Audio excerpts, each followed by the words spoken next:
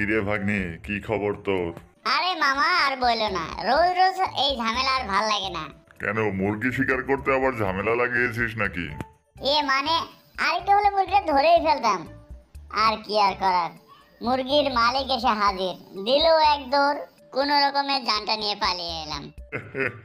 বুঝেছি ভাগ্নে, বুঝেছি। আগে তোমার শিকার ধরা শিখতে হবে, নয়তো এমনই হবে। আরে মামা মানলাম আমি শিকার পারি না, ও বেটা মুরগির মালিক কি বোঝে না যে আমার সাথে পেট আছে, আমারও খেতে প্রয়োজন। আমি এখন কি খাবো? আরে ভাগ্নে, এই মামা থাকতে তুই চিন্তা করিস না। চল আজকে আমরা ওই পাশের বনে যাব, সেখানে শিকার করে তোকে কিছু খাবার দিবনি, আর সেই সাথে তোকে শিখিয়ে দিব কিভাবে এই শিকার করতে হয়। উহ মামা, তুমি আমাকে চিন্তা থেকে বাঁচালে।